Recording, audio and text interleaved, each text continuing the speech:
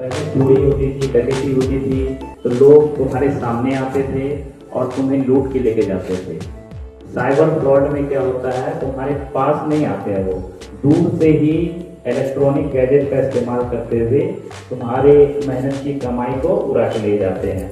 ये कई तरह के होते हैं जिसमें अनजान लिंक भेजकर इस पे क्लिक करो और जैसे ही क्लिक करोगी तो उसका क्या होगा, तुम्हारे बैंक अकाउंट का एक्सेस उसे मिल जाएगा और तुम्हारा बैंक अकाउंट खाली कर देगा। इसके अलावा कई तरह के फोन आते हैं कि तुम्हें लॉटरी फंस गई है और तुम्हारे मोबाइल पे OTP आएगा, जैसे तुम OTP दोगी तुम्हारा अकाउंट खाली कर देगा। अलग अलग तरीके से जो है साइबर फ्रॉड क्या करते हैं, लोगों को ठगते हैं, जिसमें से ज़्यादातर लोग क्या होते हैं, प्रलोभन देते हैं कि तुम्हें ऐसा लाभ मिलेगा, तुम्हें यदि 1000 रुपये लगाओगे तुम्हें कुछ ही समय में 5000 रुपये मिलेगा, 10,000 मिलेगा। अलग अलग तरीके से जिस तरह से लोगों को ठग सके। और जैसे ही तुम अपना उसको पर्सनल इंफॉर्मेशन दी तो क्या होगा, वो सारा जो तुम्हारा बैंक अकाउंट से लिंक है, तुम्हारा मोबाइल OTP कैसे उसको प्रोवाइड करोगी, उसको तुम्हारा बैंक का एक्सेस मिल जाएगा और उसे वो खाली कर देगा। तो हमें क्या करना चाहिए और क्या नहीं करना चाहिए, तो बता सकती है? साइबर फ्रॉड से बचने के लिए हमें क्या नहीं करना चाहिए?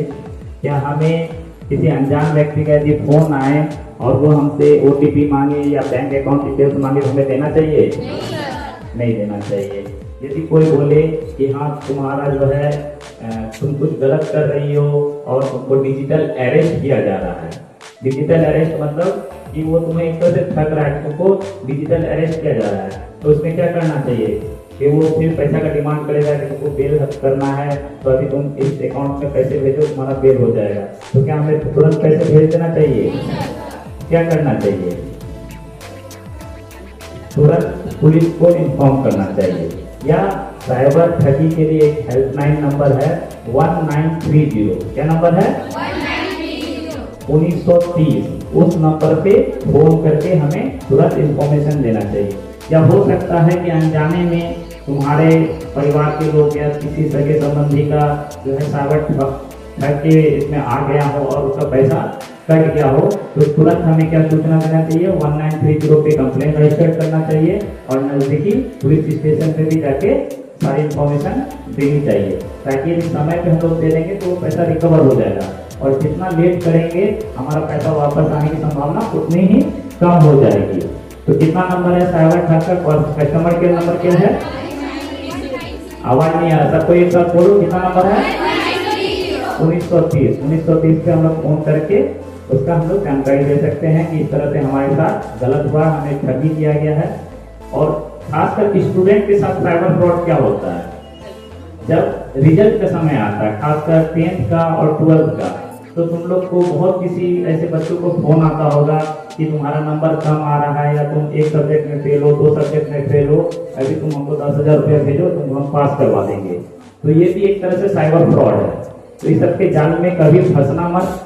हो सकता है कि तुम्हारा उस एग्जाम में कम किया हो और वो उसी सब्जेक्ट का रैंडमली बोला और तेरा मैथ में तो अच्छा एग्जाम नहीं किया हो और बोला मैथ में फेल हो जाओगे, तो बोलेगा कि 5,000 रुपये भेजो और हम लोग को पास करवा देंगे। तो ऐसा संभव नहीं है कि कोई तुमको पास करवा दे। तुम जो कॉपी में लिखोगी उसी के आधार पर तुम्हारा नंबर मिलेगा। तो क्या तुम्हें उस समय पैसा भेजना चाहिए? कभी भी ऐसी गलती नहीं करना है। बोला ठीक है, मेरा जो मार्क्स आएगा हम फिर से तैयारी करके फिर से एग्जाम देंगे।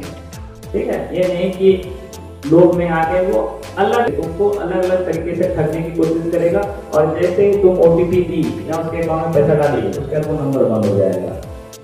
ठीक है, यदि इस तरह का कोई भी कॉल आता है कि तुम्हारा नंबर कम आ रहा है, तुमको हम पास करवा देंगे मैट्रिक में, इंटर में, तो तुरंत किस नंबर पर फोन करना है? किसी भी तरह का साइबर फ्रॉड के लिए 1930 पे करना है। ठीक है, तब तो समझ में आ गया?